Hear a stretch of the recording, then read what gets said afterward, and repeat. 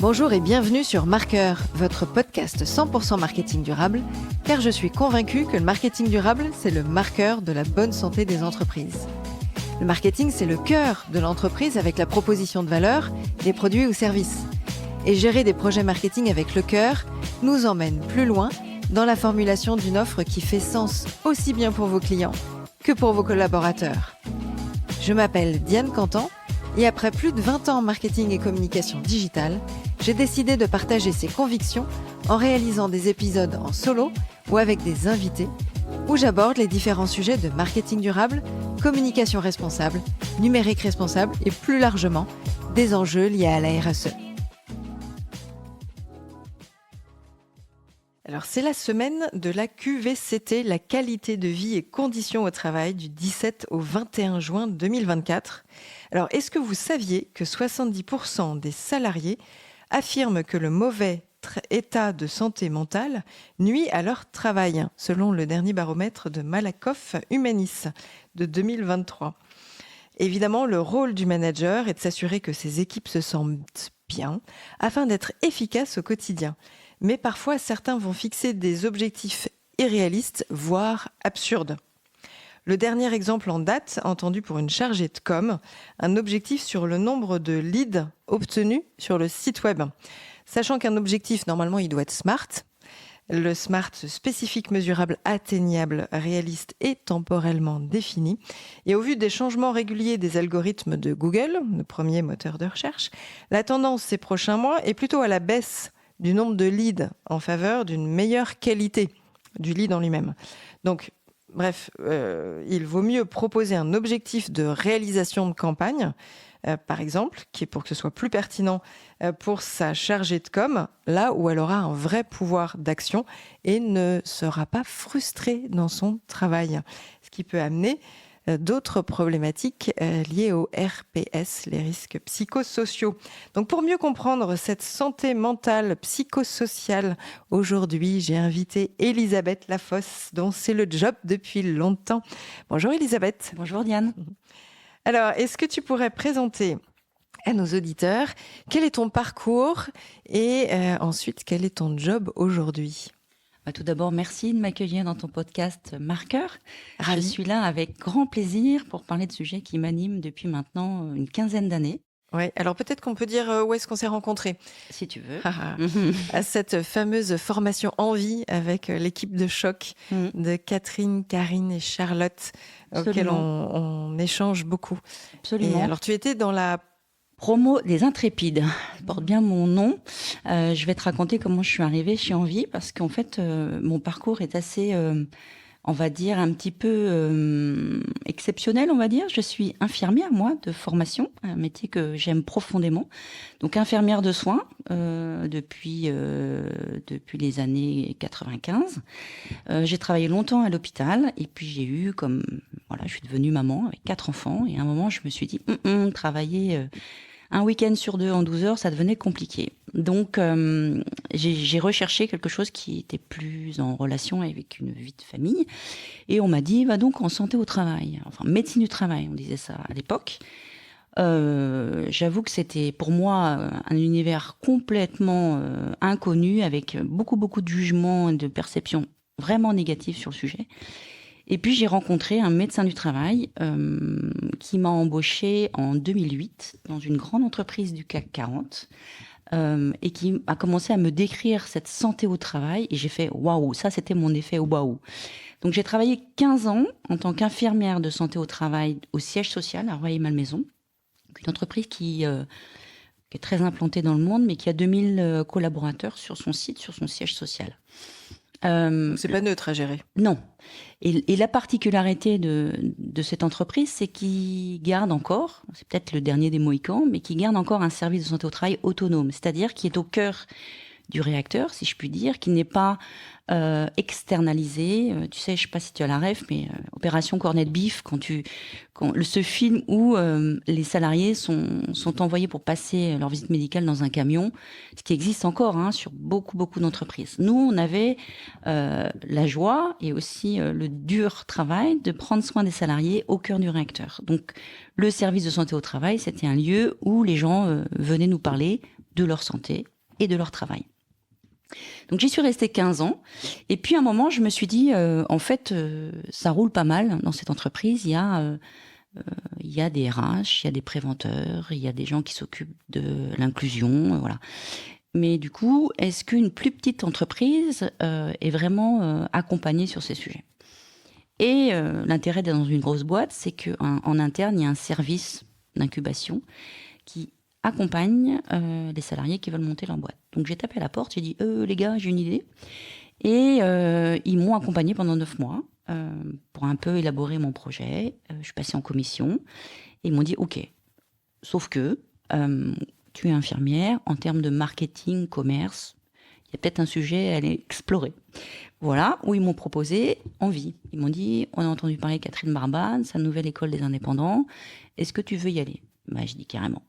Donc c'est la raison pour laquelle j'ai embarqué. Quelle bonne idée. Mais oui, j'ai embarqué dans la promo des Intrépides. Et si tu veux, pour une infirmière de santé au travail, j'ai monté une grosse marche, justement sur toute la partie marketing, commerce, comment tu pitches, comment tu vends ton offre. Voilà où je suis arrivée et c'est à ce moment-là où nous sommes rencontrés, Diane. Exactement, une soirée de networking entre promos différentes d'Envie pour échanger et du coup je me suis dit mais il y a plein de choses à dire et en fait c'est vraiment la base aussi du travail. Certes, quand on fait du market, de la com, il y a le rendu, les supports, les livrables qu'on fournit, mais pour autant la façon dont on se gère avec l'équipe, déjà sa propre santé. Moi aussi, dans la boîte dans laquelle j'étais, il y avait une entité dédiée avec une infirmière. Soit j'y allais sur un vrai coup de chute de tension. C'était le moment. La visite médicale annuelle qui était dans les locaux, ou sinon d'accompagner d'autres collègues qui étaient un peu en mode pas au top.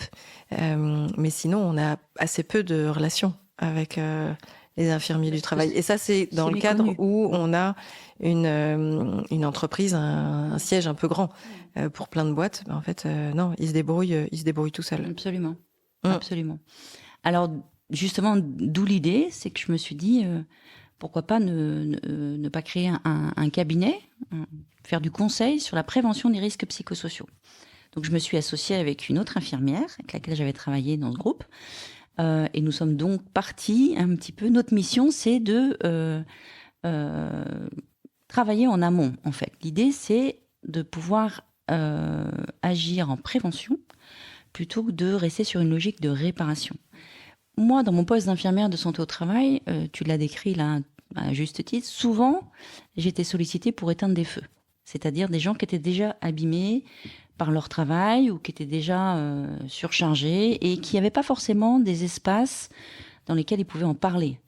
Pas forcément à la maison, parce que souvent ce sont des hommes et ça c'est des choses dont on ne parle pas vraiment, voilà. Pas au boulot, parce que quand tu es un manager ou quand tu as un poste à responsabilité, dire que ça va pas super méga bien, c'est pas bon côté performance et côté c'est image. Pas encore bien vu. En tout cas, il y a du boulot à faire là-dessus. Et donc, ils venaient me voir en disant « Elisabeth, il n'y a qu'à toi que je peux le dire ». Donc, c'était un lieu où vraiment on a tissé un lien de confiance et de libération de la parole.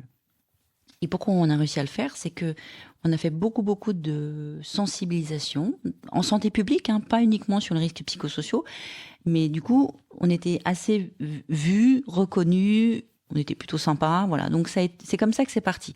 Et je me suis dit, comment dans une autre entreprise on peut essayer d'agir en amont.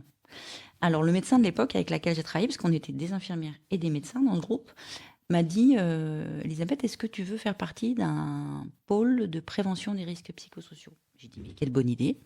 Donc on partait en binôme où on allait voir des usines ou des managers et on faisait de la prévention des risques psychosociaux. Donc ça a commencé comme ça. Mon envie de dire mais en fait il y a possibilité de former les managers, d'agir en amont. Ça, je crois que c'est la genèse de mon idée de création de ce cabinet de conseil. Et alors aujourd'hui, qu'est-ce que tu proposes ? Quelles sont les prestations ? Alors, les prestations qu'on propose, c'est bien sûr d'accompagner les entreprises qui sont challengées sur ces sujets ou pas forcément, capées, d'accompagner les entreprises sur la prévention des risques psychosociaux, d'accompagner les dirigeants ou les DRH à se dire il y a peut-être possibilité d'agir en amont. Alors comment? C'est-à-dire que en fait, la prévention, c'est un sujet qui est méconnu, qui fait peur. Les risques psychosociaux, ça fait peur. Et ça demande un peu d'introspection sur l'organisation du travail. Ce que moi je pense, c'est que les risques psychosociaux, il y a un amalgame, personne ne comprend rien de cette affaire-là. Parce qu'il y a les facteurs de risques psychosociaux, les risques psychosociaux et les troubles psychosociaux. Les troubles psychosociaux, c'est ce que tu as dit tout à l'heure, c'est tout ce qui engendre un impact sur la santé des gens, la santé mentale, l'épuisement, le burn-out. C'est déjà une conséquence des facteurs psychosociaux. Les risques psychosociaux, il y en a deux, c'est pas compliqué, c'est les risques, c'est le stress et les violences. D'accord?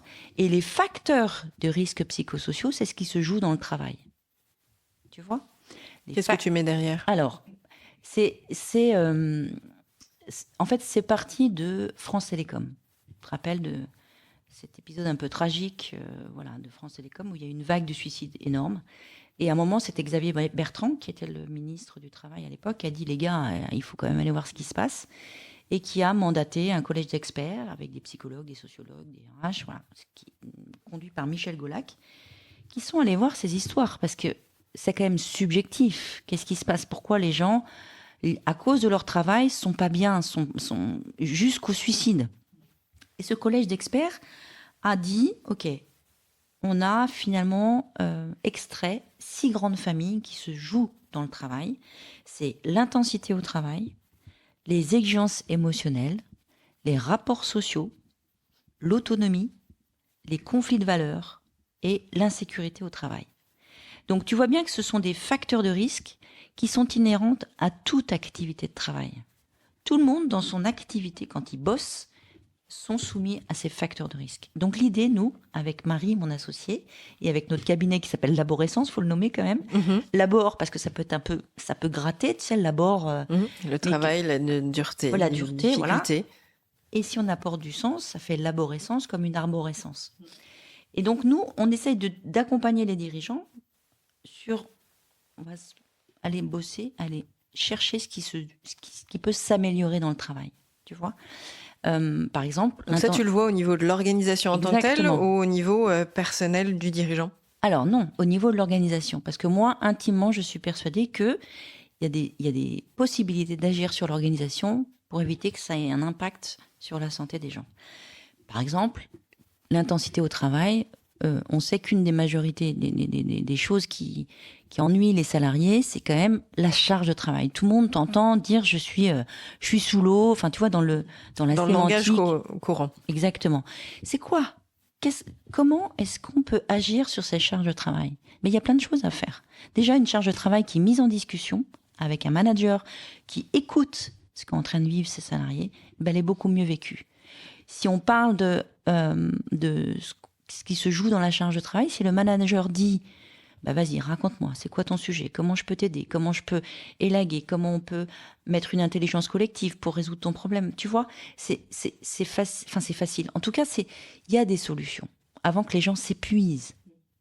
Et la santé au travail, quand on en discute en vrai avec les dirigeants, t'as une perception qui est extrêmement négative. C'est l'inaptitude, c'est les arrêts de travail, c'est les emmerdes en fait. Pardon, mais alors que la santé au travail, si on prend le truc dans l'autre sens, si on change complètement le paradigme, si un salarié est en bonne santé, c'est un salarié qui est efficace, engagé, qui reste et qui est performant. Et il y a plein de choses que les managers, que les dirigeants font pour garder les salariés en bonne santé. Parce que dans les facteurs de risque qu'on retrouve dans le travail, il y a aussi des facteurs de ressources. Par exemple, une charge de travail, elle peut être extrêmement mieux vécue s'il y a un facteur de ressources qui est existant, c'est-à-dire un manager soutenant, une équipe qui est là, tout le monde se relève les manches et on y va, tu vois. Et en fait, la santé psychosociale, c'était cette espèce d'équilibre un peu ténu de OK, il y a du taf, mais qu'est-ce que je bichonne, qu'est-ce que je mets en place collectivement pour pouvoir faire face à ça. Moi, ce que je voudrais un petit peu faire changer encore dans le mindset, c'est de se dire finalement, c'est pas aux salariés de façon individuelle de s'adapter.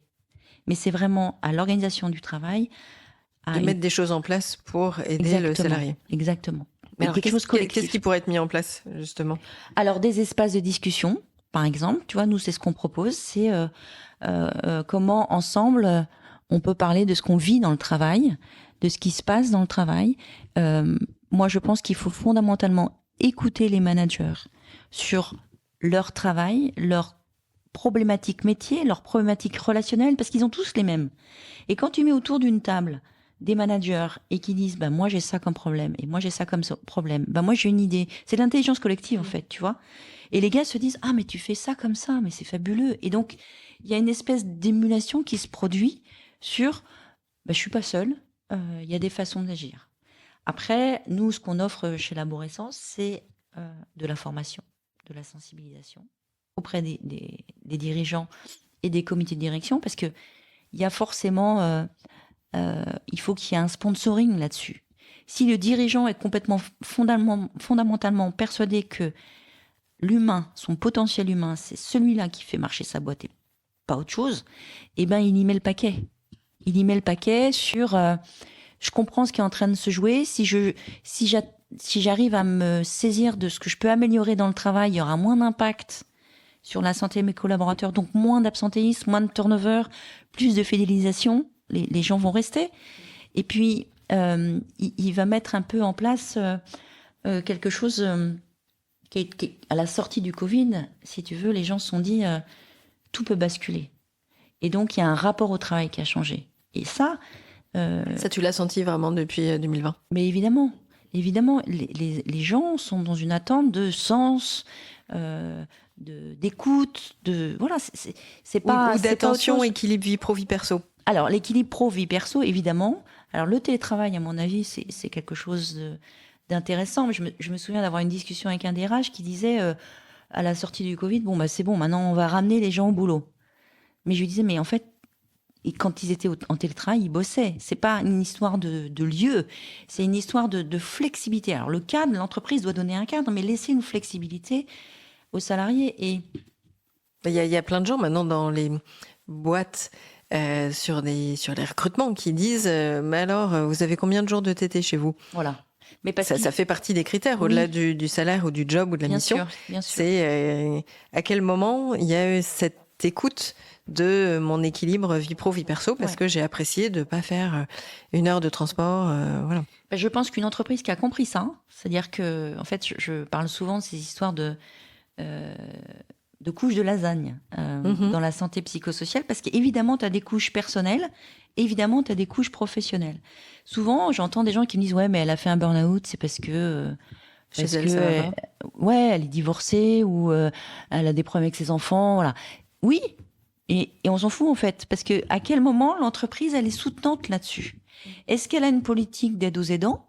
Est-ce qu'elle a une politique de télétravail pour un peu réduire les couches perso, pour que le salarié se sente bien? Tu vois, la frontière du pro et du perso, elle n'existe plus maintenant. Elle est complètement ténue, elle est floue. Le pro s'invite toujours dans le perso et le perso s'invite dans le pro. Et oui.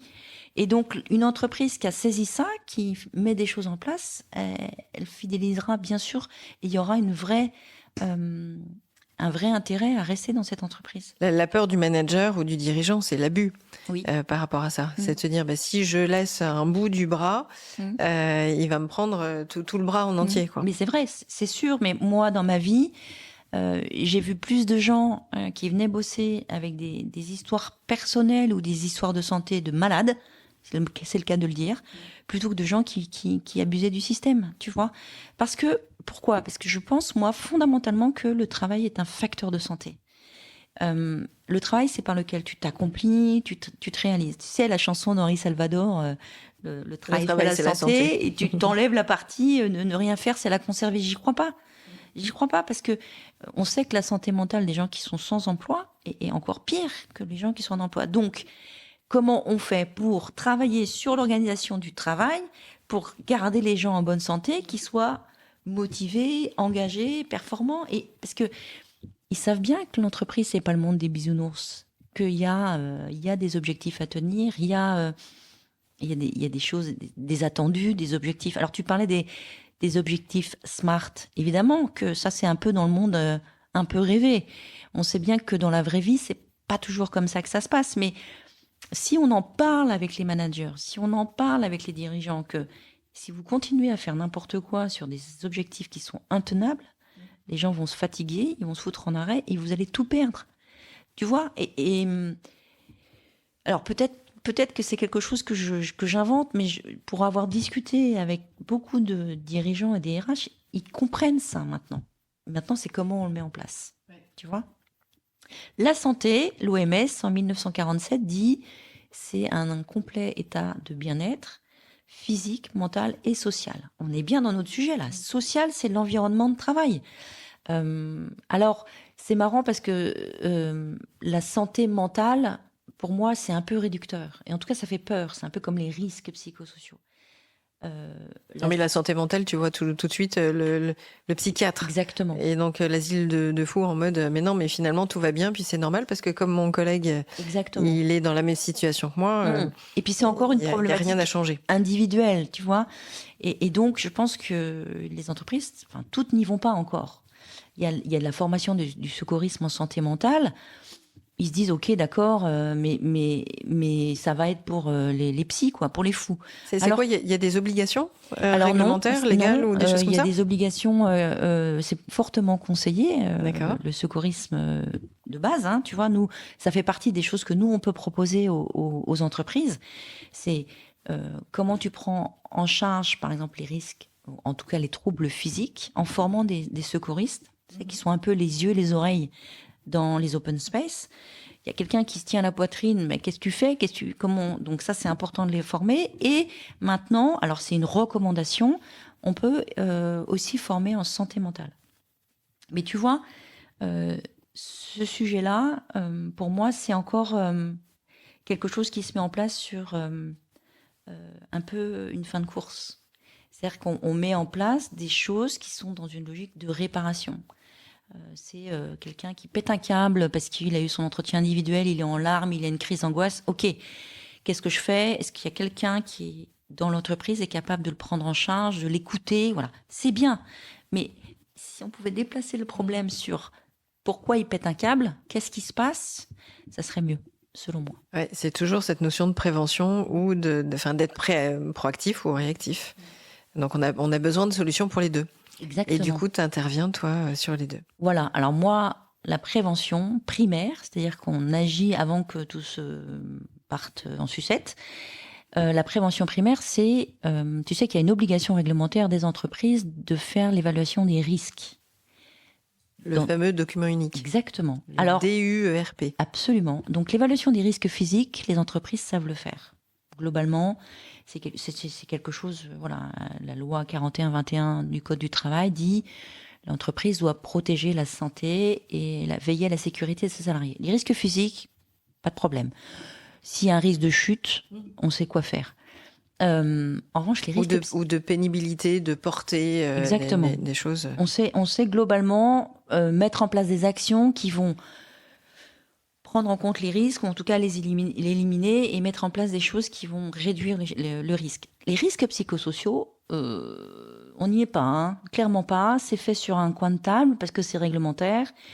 Mais du coup, on va pas voir ces 6 grandes familles de Golac, où on pourrait dire, ok les gars, on va s'asseoir, on va demander aux salariés, on va leur poser, on va se mettre à leur écoute, on va leur dire, parle-moi de tes exigences émotionnelles. Parle-moi de ta charge de travail. Parle-moi de ton autonomie. Parle-moi de tes conflits. Est-ce que des rapports sociaux, est-ce que avec ton manager ça se passe bien et tes collègues ça se passe bien ? Donc on va pouvoir, si on s'assoit autour de la table en donnant la parole aux salariés, dire il y a des endroits, il y a des sujets où c'est super et du coup on va s'en nourrir. Il y a des sujets où il y a des petits red flags là, par exemple. Moi, avec mon manager, il nous écoute pas, il sait même pas ce que je fais. Enfin, c'est des choses qu'on entend. Hein. Et puis, des endroits où il va y avoir des choses hyper dans le rouge. Et donc, par exemple... des petites phrases warning, c'est ça ? Mais oui. En fait, quand C'est quoi, c'est le les gens, comportement ou c'est les phrases? c'est des phrases qui te remontent de ce qu'ils vivent dans leur chair en tant que salariés, et puis des phrases ou des choses qui sont réellement liées à leur travail. Et là, par exemple, on va se dire, là, en fait, il y a une telle charge de travail où il y a un service qui est à feu et à sang parce qu'ils ne savent pas communiquer entre eux et ils passent leur temps à tirer dessus à boulet rouge. Donc ça, c'est des choses qui sont vraiment dans le rouge. Et si on n'agit pas, il y aura forcément un impact sur la santé des gens, sur la santé de l'équipe et finalement sur la santé de l'entreprise. C'est ça, c'est qu'il y a une répercussion sur le chiffre d'affaires parce que exactement. Il y a des choses qui coincent. Exactement. Donc l'évaluation des risques psychosociaux, ça permet de déterminer les sujets qu'il faut prendre tout de suite en priorité et les traiter. Et dire, OK, bon, là, on voit bien que c'est dans le rouge, OK. Donc, on fait un comité de pilotage, on fait un groupe de travail et on discute de comment on peut améliorer les conditions de travail des salariés. Tu vois ? Et la prévention, c'est éviter les catastrophes. Alors, tu vas me dire, oui, la qualité de vie au travail. Là, on est sur cette semaine. Le problème, alors ça c'est toujours le problème, c'est que c'est la semaine. Voilà. Sous-entendu, on parle cette semaine à fond de tous les sujets. Exactement. Et puis le reste de l'année, la semaine prochaine, pouf, ça sera terminé. Ça, il y a toujours le truc un peu énervant, tu sais, avec les journées mondiales, la semaine, machin. Mais qu'est-ce qui se passe en fait le reste de l'année ? En fait, il y a des entreprises qui ont compris que c'était une vraie stratégie d'entreprise, la prévention. D'autres un petit peu moins, qui se font un peu une caution morale, dire ok, c'est cette semaine. Alors, moi, je vais grossir le trait, mais quand même, on va mettre des baby-foot et on va faire un concours de pétanque. Pardon. Là, si tu veux, l'ANACT, qui a lancé cette semaine de la qualité de vie et des conditions de travail, le sujet de cette année, c'est quand même anticiper le travail de demain. Donc, on n'est vraiment pas sur des sujets on va faire des paniers de fruits frais, pardon. On est vraiment sur l'organisation du travail, sur le quoi. Enfin, moi, je me bats et je m'anime. Voilà. Et le problème, c'est comme les entreprises n'aiment pas trop aller sur ces sujets-là, ils se sont dit, très bien, on va aller sur la qualité de vie et les conditions de travail. Mais du coup, elles se sont occupées des accessoires du travail. Elles ont fait... Et pas du fond. Exactement. Alors, enfin, si, peut-être, mais... pas uniquement. Alors, ouais. C'est sûr qu'une entreprise qui a des beaux locaux, qui a des services qui sont proposés aux salariés, bien sûr que ça améliore la vie des gens. Mais ça suffit pas. En tout cas, depuis le Covid, ça suffit plus. Tu vois, il faut que les entreprises puissent aller sur vraiment le fond. C'est-à-dire, comment et quels sont les moyens pour avoir un travail adapté aux salariés et pas le contraire.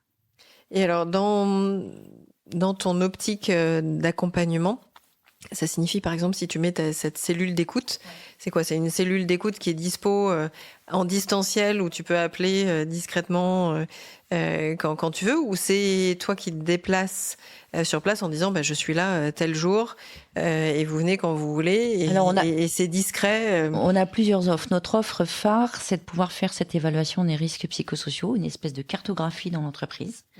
Et puis après, dérouler un accompagnement. Alors, soit il faut faire des formations aux managers, soit effectivement, il y a des ateliers d'écoute, parce qu'on voit qu'il y a des sujets qui sont mal adressés ou pas forcément écoutés. En santé au travail, on parle beaucoup du travail prescrit, du travail réel. Je ne sais pas si ça te parle, mais en fait, le travail prescrit, c'est quoi ? C'est les objectifs, ta fiche de poste, c'est tout ce qu'on te demande de faire, l'emploi pour lequel on te paye, qui te lie à l'entreprise, par ton contrat de travail. D'accord ? En gros, tu fais du marketing, tac, tac, tac, tu sais ce que tu as à faire. Ça, c'est ton travail prescrit. Okay. Or, ce qui existe et ce qui est méconnu et que nous, on essaye de faire comprendre et en tout cas adresser avec les managers, c'est le travail réel. Qu'est-ce que c'est que le travail réel ? C'est en fait tout ce que tu mets en place, toi, en tant que salarié, pour pouvoir atteindre ton objectif qui t'a été prescrit. C'est tes moyens. C'est tes moyens. Mais c'est tes moyens avec tes aléas, tes interruptions, tes urgences, tes problèmes perso. Les urgences des autres services. Les urgences des autres services, les attendus, tu vois, tout ce qui vient télescoper ce que toi, tu avais normalement été embauché pour faire, tu vois. Et qui figure pas sur ta fiche de poste. Et qui ne figure pas sur ta fiche de poste. Mais en fait, pour tenir la barre, les salariés, qu'est-ce qu'ils font ? En fait, ils injectent de leur santé, ce qu'on appelle psychosocial, pour pouvoir y arriver. Et c'est cette espèce de zone grise-là qui est méconnue par les managers. Et nous, on dit, si vous vous préoccupez de ce gap entre la prescription du travail et la réalisation du travail, la vraie vie, le terrain, le jus, tu vois, et bien là, vous allez déjà découvrir des trucs de malade que vous soupçonnez pas. Et en plus, vous allez vous mettre à l'écoute du travail réel. Et là, les salariés vont se dire, ah, enfin, je suis entendu. Je suis entendu, je suis reconnu. On comprend ce qu'on me demande de faire et on comprend que parfois j'ai des trucs, ça grince. Si j'ai pas rendu mon dossier, c'est parce que j'avais ça. Alors, il y a peut-être des choses qui étaient, voilà, qu'on aurait pu corriger, mais juste en prendre connaissance. Et ça, c'est énorme. Ça, tu l'as peut-être vu sur ces dernières années, cette notion de reconnaissance. En fait, les gens manquent clairement de reconnaissance, ils en ont besoin. Versus juste la réalisation d'un dossier, d'un projet ou le salaire. C'est le côté, finalement, c'est peut-être plus important que tout le reste. Je suis fondamentalement persuadée et ce n'est que de l'humain. Exactement. C'est un merci, c'est un bravo. Bien sûr, mais ça reste un peu des fondamentaux qu'il faut quand même rappeler. Je me souviens d'un manager qui me disait, moi, le matin, je dis pas bonjour à mes équipes. Ma stratégie, il me disait, moi, je vais directement dans mon bureau. Je lui dis, mais pourquoi, en fait? Eh ben, parce que je suis tellement sous l'eau que si je vais dire bonjour à Michel, qui tu veux, forcément, ils vont me poser des questions. Ou ils vont me dire, ben non, en fait, du coup, ça va pas trop, machin. Et donc, je m'expose à prendre du retard dans ma propre journée, à régler des problèmes que je ne sais pas faire.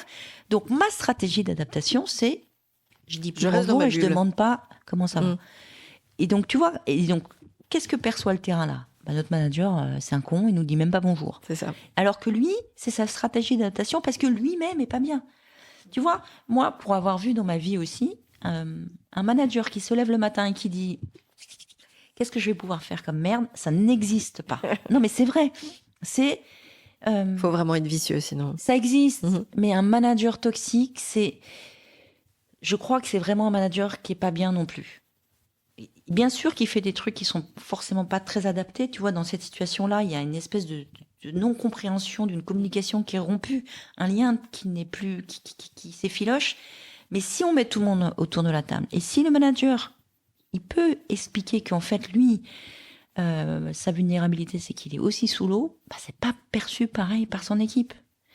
Et donc, nous, on dit, ok, est-ce que tu peux, dans ce cas, dire, moi, 1 heure par jour ou 1 heure par semaine, en fonction de ton propre truc, ma porte est ouverte. Et ça détend quand même vachement les choses. Normalement, dans la fiche de poste, la ligne qui en soi correspond à la notion de manager d'une équipe, ça sous-entend la gestion de tous les jours d'aléas, de dossiers ou de problématiques de l'équipe. En fait, moi, j'ai le souvenir de ça en tant que manager. Finalement, il y avait les dossiers que je gérais, mais c'est plutôt comment j'aide mes équipes à avancer dans les leurs et à faire progresser les leurs. Donc, au final, au-delà des X réunions que j'enchaînais, parce que j'ai vraiment ce souvenir-là d'embarquer mon ordi et de courir d'un étage à un autre, d'une salle à une autre en me disant « Je viens de terminer ma réunion de 15h, j'ai l'autre qui démarre à 15h ». Donc oui, quand j'arrivais au bureau, forcément, tout le monde venait me sauter dessus pour faire signer des trucs, pour valider des choses. Mais ça faisait partie aussi du job de manager de se garder des créneaux, comme on peut, de se garder des créneaux. Et c'était pas forcément facile parce qu'on se l'intègre pas dans la journée. On devrait, limite, se mettre, je me bloque 1 heure, comme tu disais, de créneaux libres pour les aléas, pour les trucs qui vont tomber dans la journée. Et forcément, il y en a. Et dans la semaine, il y en a tout le temps. Un bug avec un client qu'on n'avait pas prévu, l'équipe commerciale qui fait remonter un truc qu'on n'avait pas anticipé, un prestat qui vient nous dire la livraison de machin est retardée, du coup il faut qu'on trouve une autre solution. Enfin, il y en a plein, des idées, des pistes. Il y en a des idées. Et moi, si tu veux, notre accompagnement, c'est on met autour de la table et c'est les managers qui trouvent les idées, qui en discutent. Nous, on dit pas, en fait, il n'y a pas un plan tout adapté, tu vas faire ci, tu vas faire ça. Nous, l'accompagnement, il est vraiment... sur l'écoute, c'est la personnalisation. Personnalisation, c'est quoi vos contraintes métiers? C'est quoi les trucs, votre travail réel à vous, en tant que manager, en tant que dirigeant? C'est quoi vos attendus? C'est quoi les choses qui sont immuables? Et du coup, quelle est la marge de manœuvre pour pouvoir agir sur le travail et pouvoir se donner des espaces où il y a de la respiration? Parce que le manager qui arrive plus, qui est sous l'eau, tu sais, c'est toujours cette histoire d'épuisement. Qu'est-ce qu'il est en train de mettre en place? C'est le gars qui nage vers sa bouée, qui veut première année, la bouée, elle est là, c'est l'objectif. Ok, il y a réussi, il a nagé. On lui dit parfait, mais du coup, comme tu as réussi ta bouée, on va la mettre plus loin. Et le gars, il continue de nager. Puis à un moment, il est dans le courant, il s'épuise, tu vois. Et c'est ça, en fait, l'épuisement professionnel, le burn-out, c'est pas c'est des gens qui sont ultra engagés, qui adorent leur boulot, qui sont perfectionnistes, qui adorent les gens. Enfin, tu vois, c'est ça que je voudrais un peu détacher du mindset un peu collectif. C'est le burn-out, c'est celui qui veut prendre, qui veut pas bosser, qui a un arrêt maladie. Au secours, c'est pas ça. C'est vraiment la personne qui, encore une fois, met de sa propre santé psychosociale pour tenir la barre. Donc ça passe quand t'as 30 ans. Et à 40, ça peut, voilà. À 50, on arrive avec des catastrophes. Et donc, dans notre offre de formation, j'y reviens quand même, parce que c'est ça, on explique aux managers quels sont les signaux faibles qui doivent l'alerter lui-même d'abord, parce que si l'aborrescence, on dit il faut prendre soin de soi d'abord en premier, en tant que manager. C'est quoi les signaux faibles qui arrivent? Alors, d'ailleurs, nous, on a notre perception du soin. Moi, je parle de la santé au travail parce que je suis soignante avant tout. Et donc, je dis aux managers, qu'est-ce qui se passe dans ton corps, dans ton physique, dans ton mental, qui doivent te dire, il faut que j'ajuste. Combien me disent, mais en fait, je dormais plus. En fait, je mangeais plus, je faisais plus sport. C'était des signaux. Et j'ai pas pris conscience de ça. Donc, pour moi, il y a fondamentalement un vrai sujet à former, à informer, à dire aux managers, sois à l'écoute de ce qui est en train de se passer pour toi.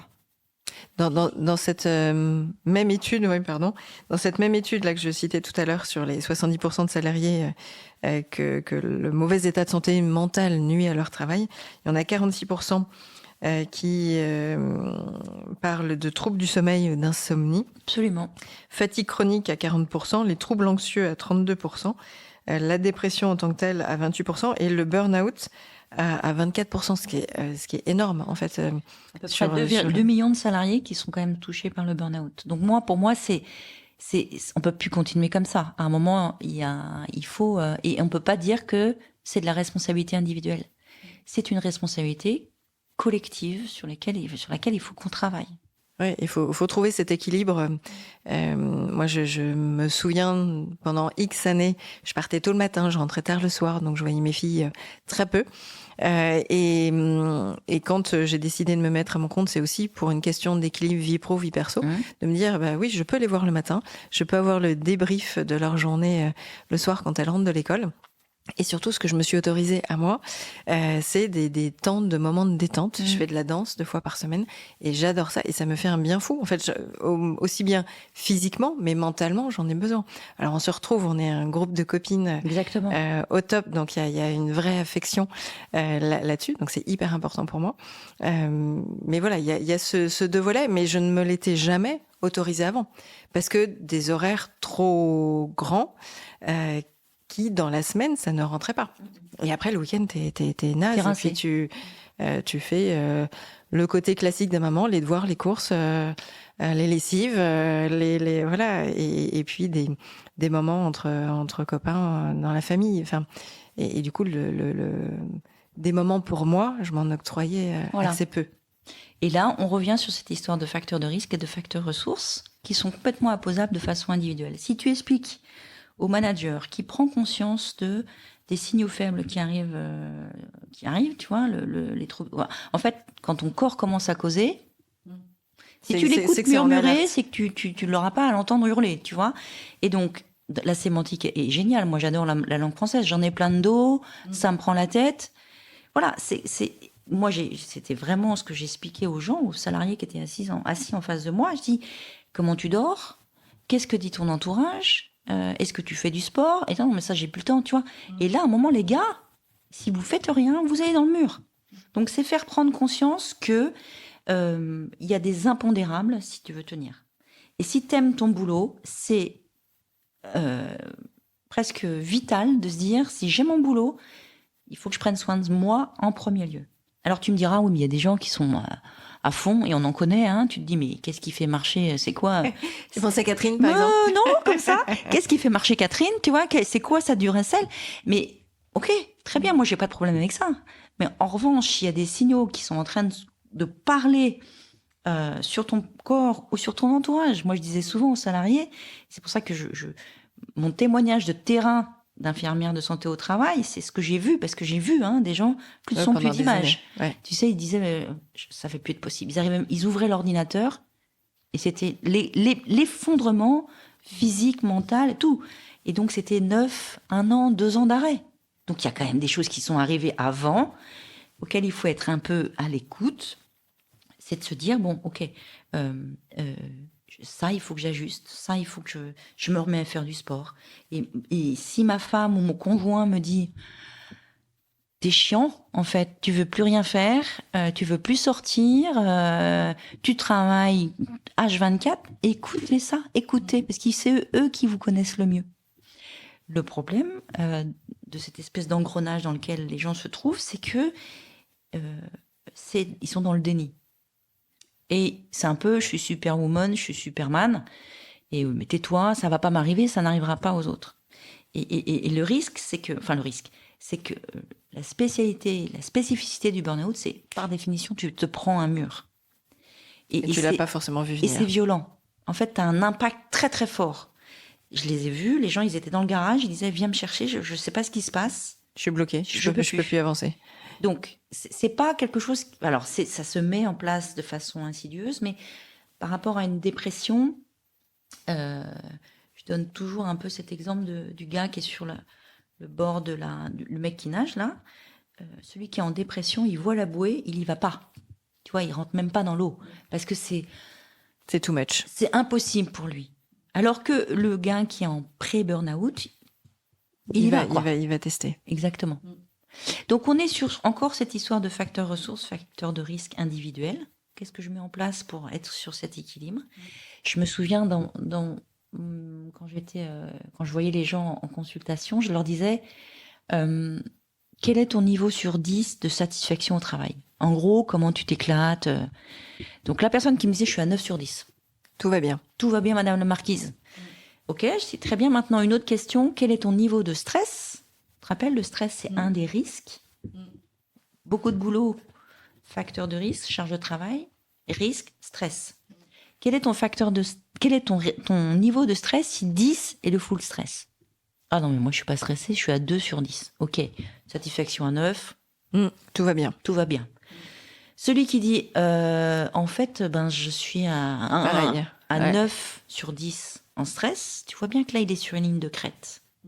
Donc, soit tu bichonnes tes facteurs ressources pour faire baisser ton stress.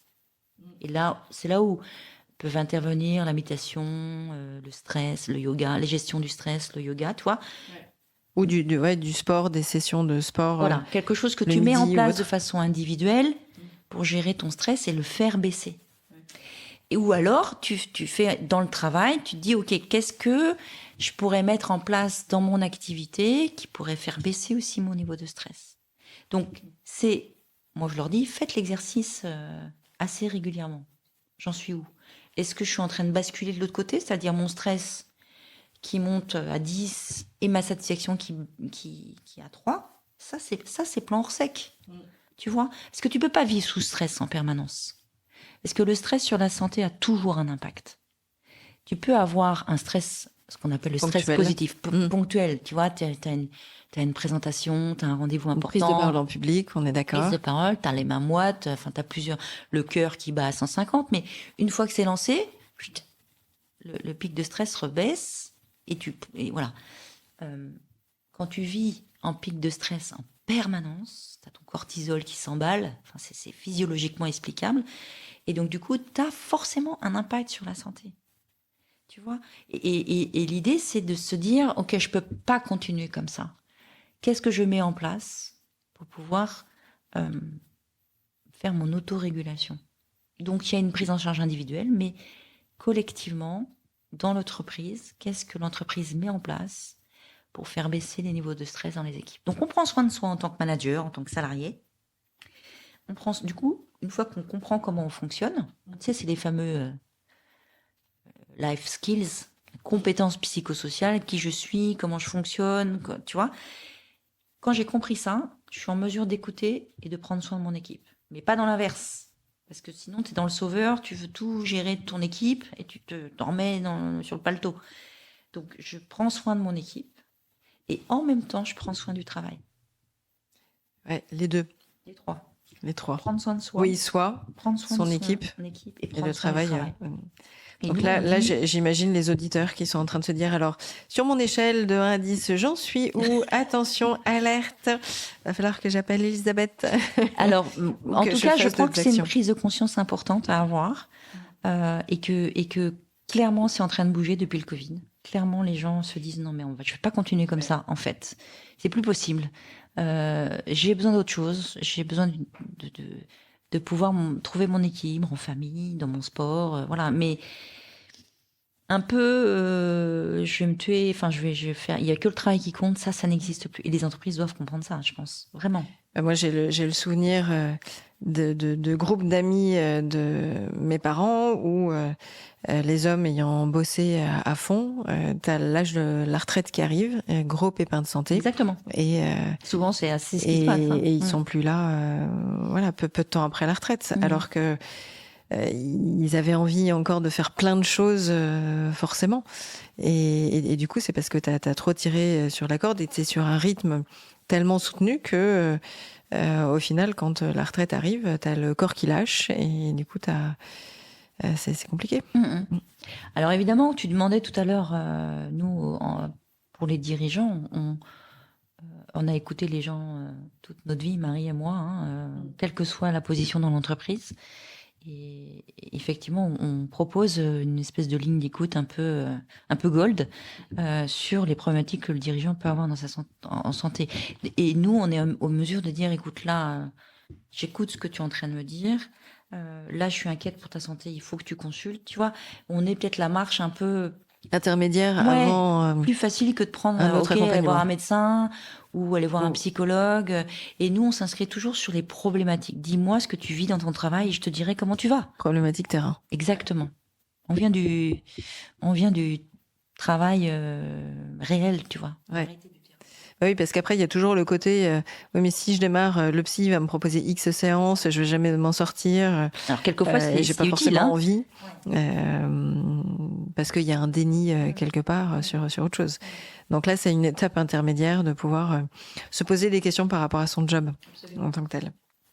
Ça, c'est plutôt pas mal. Est-ce qu'il y a d'autres exemples que tu aimerais citer? Alors moi, il y a quelque chose, qui me tient très à cœur aussi, c'est que fondamentalement, je pense que les rapports sociaux, c'est-à-dire les relations qu'on a dans l'entreprise, c'est fondamental. Et plus on travaille sur prendre soin de la qualité relationnelle, manager, père, collègue, plus c'est un vrai terreau de prévention des risques psychosociaux. Si les gens s'entendent pas, déjà pendant qu'ils s'engueulent, ils bossent pas. Et en plus, voilà, c'est un vrai vecteur de mauvaise santé mentale, psychosociale. Et donc, Marie et moi sommes médiatrices. Et je crois fondamentalement que la médiation en entreprise doit trouver ses lettres de noblesse. Parce que c'est un vrai moyen d'écouter ce qui se passe, encore une fois, entre une équipe et son manager, un manager avec son patron, et de se mettre à l'écoute des besoins des uns des autres. Parce qu'en fait, la colère, le conflit, c'est finalement que l'expression de besoins insatisfaits. c'est qu'un manager qui hurle sur ses équipes, c'est qu'il y a quelque chose. J'y reviens, hein, c'est pour moi important. C'est que lui, il y a un truc qui colle pas pour lui. Qu'est-ce qu'elle dit, ta colère? Et quand tu t'écoutes ça, ça a des nœuds terribles. En fait, fondamentalement, l'écoute, c'est le socle de tout ce qui se passe dans l'entreprise, de tout ce qu'on peut rendre riche, développer, parce que ça embarque les équipes, ça embarque les gens vers une performance collective, tu vois. Et la médiation, je pense que déjà, ça permet aux entreprises de pas aller au prud'homme, de se dire, ok les gars, on va s'asseoir, on va juste parler 5 minutes. Et ça veut dire que les gens, encore une fois, sont reconnus dans ce qu'ils vivent dans le terrain. Et il y a un espace dans l'entreprise qui leur est dédié. Et pour moi, c'est vraiment un facteur de prévention et de santé. Voilà, j'ai plein d'exemples. Je pourrais continuer à en parler jusqu'au bout de la nuit, Diane.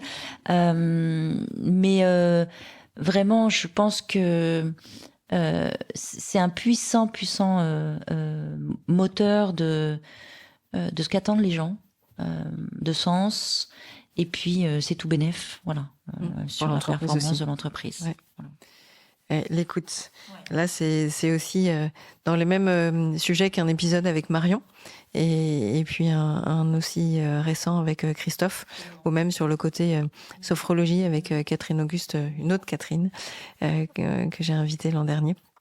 Donc aussi écho à tous ces sujets-là. Et c'est vrai que pour moi, l'humain est important. Dans une entreprise, c'est l'humain au-delà des offres de produits et de services que l'entreprise propose, c'est les gens qui la font vivre. Ils font tourner la boutique, les gens. Exactement. Donc ça a toujours une place importante pour moi. Et cette écoute, c'est primordial aussi quand tu fais une market, tu as besoin d'écouter tes clients, mais du coup, tu as aussi besoin d'écouter tes collaborateurs et d'être dans cet axe de je me mets à la place de. Est-ce qu'on démarre ma séquence classique des invités ou est-ce que tu as encore autre chose que tu aimerais rajouter? Vas-y. Ok.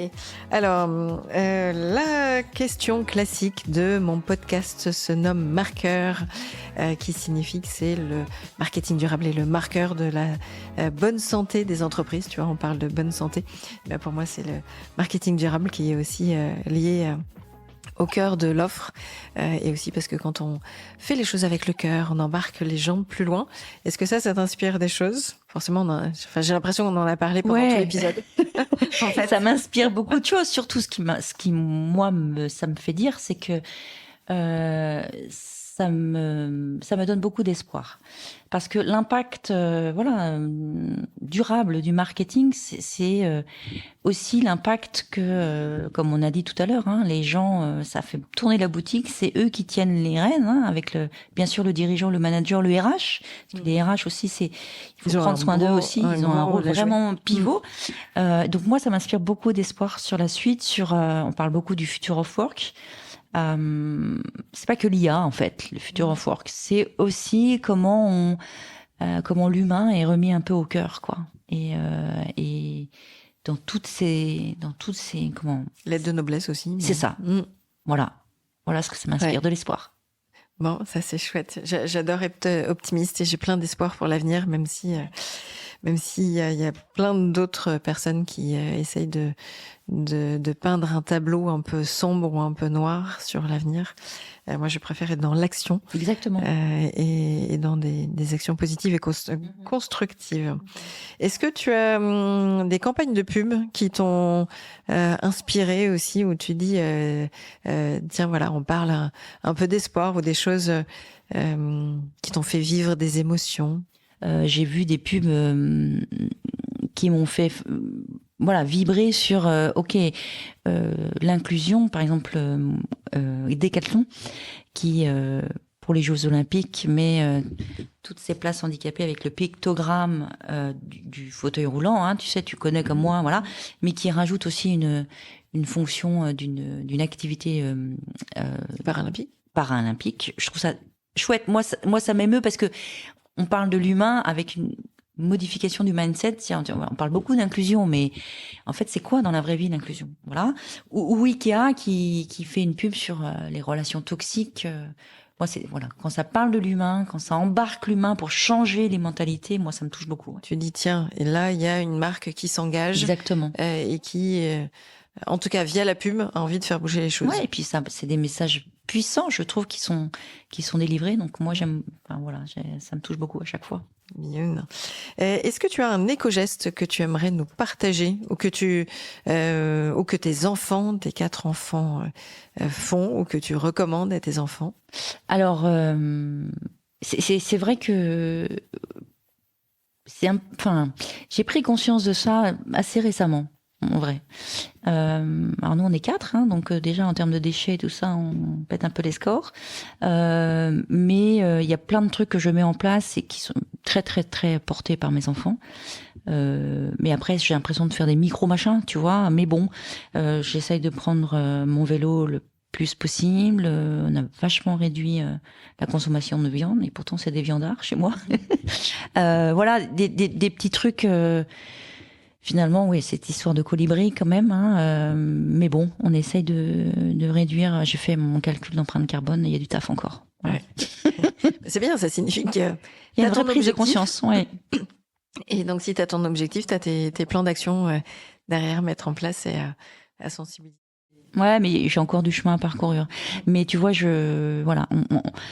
encore une fois, l'écologie humaine, j'aime pas trop ce terme parce que je trouve ça fait un peu 1984, tu vois, un peu manipulation.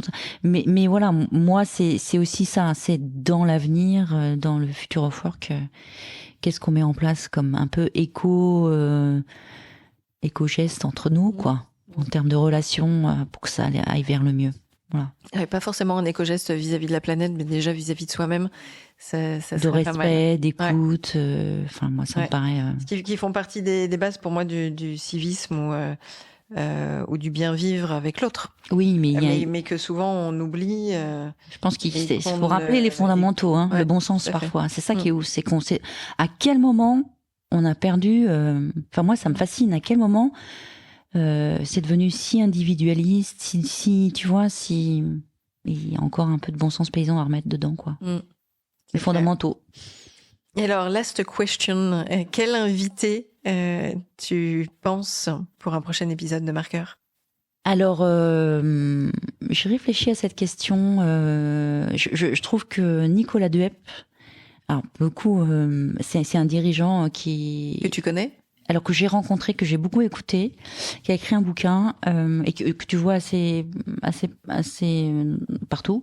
Il était dirigeant avec une entreprise, son entreprise qui a été cotée en bourse. Et ce gars-là, c'était un peu pareil, 4 enfants, un peu le warrior, hyper sportif, hyper sain dans son corps, dans son esprit. Et un jour, il a fait du vélo et il a fait un arrêt cardiaque de 53 minutes. Ce qui est énorme. Ce qui est énorme. C'est un miraculé. Et d'ailleurs, il en parle avec beaucoup, beaucoup de waouh. Enfin, moi, ça me touche beaucoup. Et lui, il fait maintenant des conférences. Je suis sûre qu'il sera très heureux d'en parler avec toi sur la performance du cœur. Parce qu'il est, bien sûr, hein, au sens figuré, au sens propre. Son cœur s'est arrêté et du coup il dit, les gars, un peu ce que je dis moi, les gars et filles, il y avait des choses avant, warning, voilà. Et donc il témoigne, c'est très chouette, vraiment. J'espère que tu pourras l'avoir parce que ça serait cool. C'est très inspirant. Ouais. En tout cas, tu as été aussi inspirante. Merci, Diane. Avec plein d'idées, plein d'attention portées. J'espère que ce soit les collaborateurs dans les équipes vont être attentifs à un certain nombre de points, mais aussi les managers, les dirigeants qui nous ont écoutés et entendus auront envie d'aller plus loin sur ce vaste sujet de la santé mentale et d'aider et d'accompagner l'ensemble de leurs troupes pour que leur entreprise aille mieux et reste en bonne santé. C'est tout à fait la mission et la raison d'être de Laborescence. Merci Diane de m'avoir donné la parole. Merci beaucoup Elisabeth. À bientôt. Merci d'avoir écouté jusqu'au bout cet épisode. J'espère que mon invité ou mes invités vous ont inspiré et donné envie de passer à l'action. Alors n'hésitez pas à mettre 5 étoiles sur votre plateforme d'écoute favorite. Vous pouvez évidemment me laisser un message sur LinkedIn ou Instagram en m'indiquant les sujets que vous aimeriez que j'aborde et les invités que vous aimeriez entendre. J'ai besoin de vos likes et abonnements pour faire connaître mon podcast. Alors, n'hésitez pas à en parler autour de vous et à partager sur les réseaux sociaux.